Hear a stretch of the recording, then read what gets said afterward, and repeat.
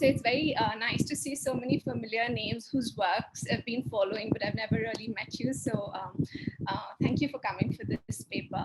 And I think, like Stephen mentioned, that opium is such an integral commodity to sort of fashioning of 19th, 20th century world history, global history. And despite that, it remains such a remarkably under-researched topic. And I think my interest in opium also sort of comes from the fact that opium was so integral to the colonial experience of the Indian subcontinent. But what we know about this is the role of opium is something which is most often discussed in terms of how China was open up and controlled by various European and political interests through the participation or the inclusion of opium in the triangular trade, or even how recently there's been lots of work on how imperialist, but particularly Victorian self-identity in Britain itself was sort of constructed around the sensorium of opium, or even sort of Orientalist perceptions of the Far East. But what is really missing— Just one moment, Devyani. Can everybody else turn his mic off? Because I get a lot of, yeah, this is better, I think. Okay, sorry about that. So I think what I'm trying to do is sort of reinsert India into the story, because India was really the cultivator of this British opium and also the port of exporting this opium illegally into China. And this sort of is one of those aspects of this larger global story, which I feel needs to be sort of highlighted much more. And my sort of larger project places this within these colonial histories of mobility, focusing on themes of shipping, mail transmission, commodity trade, cartography, and smuggling, of course. And what I'm trying to do with this sort of paper is to underscore the importance of formal and informal circulatory networks, which emerged out of the Indian subcontinent as a geographical area, really. And they linked up this extremely expansive colonial world, stretching from the Middle East and Africa, perhaps even Turkey for today's discussion, and right up to sort of Southeast Asia and East Asia as well. And so this larger Indian Ocean littoral and the centrality of British India to this story. And by doing so, what I'm really trying to emphasize is the historical agency of physical networks of transmission in an attempt to re-examine the 19th century world, both from the vantage point of India itself, but also in an attempt to sort of construct a social history of a globalized political economy of imperialism. This is perhaps well known that opium was the third most profitable source of revenue for the colonial state in India after land and after salt monopoly. Its value came not just from the fact that it subsidized the colonial power's interest in the tea sort of trade of China, but also in its huge sort of impact on monopolizing various aspects of the economic space of colonial India itself. And opium was produced within India through a forced cultivation system, a monopolized cultivation system, focused on a relatively small area within the eastern Gangetic Plains, so which is sort of the northern eastern parts of the Indian subcontinent. And this was a monopoly which was controlled by the colonial state, where opium agents, state designated opium agents, sort of controlled the leasing of licenses for growing of opium, bought this opium at extremely depressed cheap rates, and then sort of so auctioned it off in the open market for transport or export or illegal smuggling into China, really. And this monopolistic nature of cheap opium was enhanced by the immense profitability of this commodity, precisely because the investments that one put into opium trade brought much higher revenues in the 19th century than practically any other commodity in the world. This was especially, of course, true for South Asia. And the exploitative practice that subsidized this production of opium in India was undoubtedly a very important sort of case study for the larger colonial economic history of British imperialism in India, but it also serves to highlight the very far-reaching impact that global demands, global commodity networks, trade networks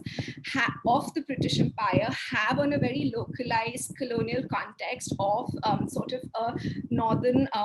Gangetic plains of the Indian subcontinent, and also the role that this sort of larger global political economy plays in the integration of sort of these colonial outposts, so these pockets within this larger network that we're talking about. But also sort of from building on from here, what is it is this trade network or this export network, which is very integral to my story of opium transmission and smuggling. And this trade, this global trade in opium was really carried out along three heads. So the first was obviously the colonials, the trade networks which were monopolized by the colonial state, where they auctioned off this opium which was grown in eastern India to be taken to China and parts of East Asia for further trade purposes. But then there were large tracts of land in central and western India, regions which lay outside the direct control of the colonial state. And so these were regions which were still under the control of native princely states. They were sort of controlled by tribal principalities and so on and so forth, who recognized the suzerainty of the colonial state, but also constantly sought to assert their own independence in controlling the economic landscape of the territories that they governed over. And so this was also the region where the colonial state did not have the structural capability to impose complete surveillance. So they devised a pass fee system here, so that the opium which was growing in this region could be sort of traded by indigenous actors and merchants and traders and bankers and mercenaries as well. But that the customs duties would be laid on sort of the transportation of the opium from central India to coastal India. And so this route, unlike the Gangetic opium region, which was sort of routed through the port city of Calcutta, this route was routed through the port city of Bombay and Karachi, and later under the Portuguese through Daman and Goa as well, Daman and Diu.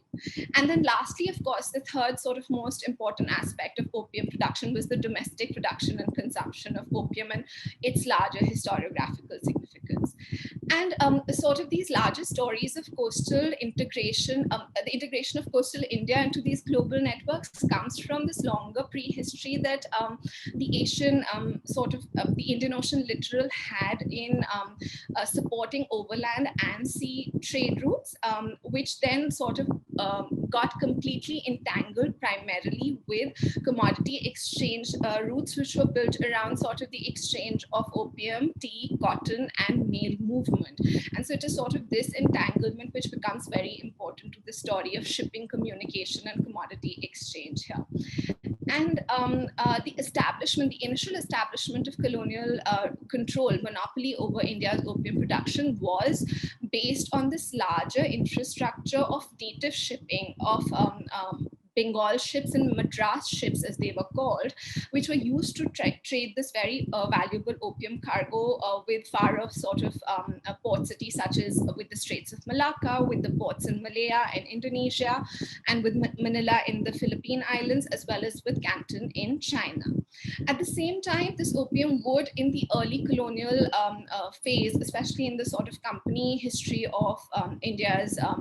dominance, this opium would play a very important role in giving birth to nascent capitalism in India. So you have all these sort of figures of Parsi businessmen, Armenian agency houses,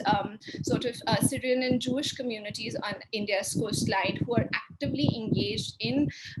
trading and transporting and transmitting this opium. And so there are all these new linkages which are coming up between Bombay and Hong Kong and Canton and Shanghai and so on and so forth. And so private enterprises such as Jardine Matheson and Company, Jamsetji Gigi Bhoy and Company, these all become very important players in this early story of capitalism and globalization. And this then changes dramatically in the 19th century with the entry of European players into this story, and especially European private shipping companies, especially sort of English and Scottish economic and financial interests. And what then happens is that European shipping, due to sort of the introduction of steam shipping, eventually are able to provide much more cargo space for the transmission of this opium. And so this really sort of shifts the focus of this trade and makes it part of these larger sort of multinational enterprises, these enterprises which are a part of this larger story of the biographies of companies like the British India Steam Navigation Company, the Peninsular and Oriental Steam Navigation Company, Jardine Matheson Company, Jardine Apgar Company, which sort of need to be reimagined through their involvement in opium transmission, and what this did for the propping up of this development in shipping technology that we witnessed through the 19th century, especially in sort of this Indian Ocean region. And I think what is important about this is that this inherently global character of circulatory channels focuses attention not just on these European entrants into this field, but also local actors and local technologies. So like I said, the role of private Parsi, Armenian, and Muslim traders and financiers, for example, who were able to continue working with indigenous shipbuilding practices well into the early 19th century to sort of support the infrastructure of the steam shipping practices which these European technologies were introducing into this region as well. And as steamships started transferring various sort of commodities around the Indian Ocean region, there was a very interesting linkage which started taking place from the 19th century between the dispatch of mail or postal transmission as well as the dispatch of sort of these illegal or illicit commodities such as opium. And this is again very interesting because these are sort of the same routes which are being used to transmit what was called as public mail on the company service. And so something which was sort of a government designated enterprise, as well as sort of these commodities which were recognized as being, if not illegal, at least illicit within these larger global circulatory networks. And I think this extra-legal commercial enterprise of the colonial state that is trading in opium, when it gets tied with a very basic civil administrative function of the colonial state, which is sort of the medium of postal dispatches, this plays an extremely significant role, because what it eventually ends up doing is it ends up subsidizing this illegal, illicit sort of global empire of opium circulation through sort of the administrative arm of a public service which is being introduced and standardized in India, in the South, in the Indian subcontinent in the 19th century. So the first sort of mail standardization started from the 1830s onwards, and then similar mail standardization technologies are adopted in places like Hong Kong, Singapore, Strait settlements, and so on and so forth, which then create sort of shipping technologies with mail dispatch technologies with sort of trade and smuggling technologies as well. And significantly, what then happens is that the opium steamers, which were actually used for transferring this opium from eastern parts of India to China and other parts of East Asia, they get transformed into what come to be known as the Indian mail packets. And so really it is the government which is then subsidizing this illegal trade of opium between South Asia and other parts of the Eastern Hemisphere as well. Sorry, can I go on? Yeah, okay. But in the meantime, there is also significant smuggling of opium which starts taking place domestically as well, because there's also sort of this whole area which continues to lie outside of direct colonial control, even after sort of the establishment of the authority of the British Crown over the Indian subcontinent after the mutiny of 1857. And so smuggling of Malwa opium, that is sort of that central India region which was still outside the purview of direct British control, becomes very important because it gives rise to these competing sort of not only political claims to British authority in the subcontinent, but it also sort of calls into question the efficacy of the surveillance regimes that the colonial state is trying to establish in India in the 19th century. So their road networks, their trade networks, their customs posts, their postal sort of mail transmission networks, which were really sort of part of this larger surveillance regime that the colonial state was attempting to impose on India. But then these very same networks start getting sort of used by these native smugglers to move opium through the post office, move opium sort of through the person of the postal runner, move sort of news of the movement of opium smugglers through the post office, and so on and so forth. And so this then really sort of highlights both the penetrative nature of colonial social practices within the Indian subcontinent, but also their immense leakiness, like sort of their inability to really control both the physical and the ideological space or the imagination of what they understand this colony, this sort of colonial context as being like. And this, I think, is a very important, this sort of opens up my study into this very important question of the domestic history of both opium consumption and movement as well, because it highlights the role of indigenous tribal communities and peasant cultivators, who even within Indian society have historically always sort of been on the realms of what is considered as civilized social groupings or social histories per se. And what is remarkable then is that through this story, it seems that you can actually include these outcast social groups within a global history narrative of this sort of commodity trade and exchange with imperialism as well. And so in this instance, for example, the experience of this backward semi-nomadic tribal communities in central and western India, communities which go by the name of Bhils, for example, it becomes very important because these Bhils are regarded as the primary contenders for the opium revenue in central India and the Malabar region. And in order to sort of do away with this contestation, which is continuously coming up with the colonial state in the late 18th, 19th century, the colonial state eventually establishes the Bhil Corps, which goes on to be one of the premier sort of arms of the colonial army in India, and which sort of assists them in fighting a lot of expansionist wars later on.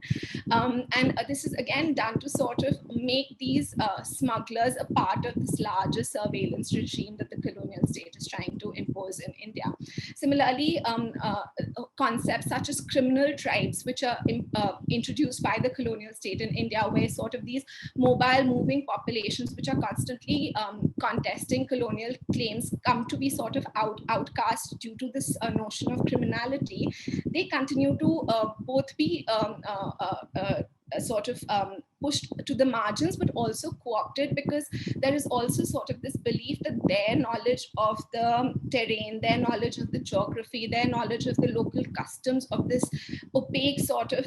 interiors of the Indian subcontinent is profound, is complete, and that is why they're able to continually challenge this rationalistic, bureaucratic, scientific state apparatus that the colonial state is constantly evolving and trying to implement in India, and which keeps failing precisely because all these communities keep working out ways and routes and sort of networks of smuggling opium at the cost of sort of colonial revenue. And sorry, yeah, should I just wrap up then? And perhaps I think lastly, what I wanted to highlight was how the role of the historically deprived Indian peasantry also becomes surprisingly important to the story. So the archives threw up all these very interesting narratives of how these backward sort of peasant communities from Eastern India are transplanted from South Asia to places in Eastern Africa, for example, not just by the British colonizers, but also by Portuguese colonial interests when they sort of try to replicate the great success of this Indian British colonial initiative of opium farming in India in places like Mozambique and Zanzibar. And so sort of this global transmission of an indigenous knowledge system, so the sort of the translation of poppy cultivation into sort of this global information and exchange network, I think becomes very important, because it also then highlights the possibility of how these local actors themselves can be seen as part of this larger sort of geography of imperialism, which is taking shape around the Indian subcontinent in the 19th century. And what this goes on to say for both policies on migration, policies on trade, policies on immigration, sanitary discourse, missionary activities, civilizational mission, and so on in the 19th centuries onwards. I think I'll stop here. Thank you.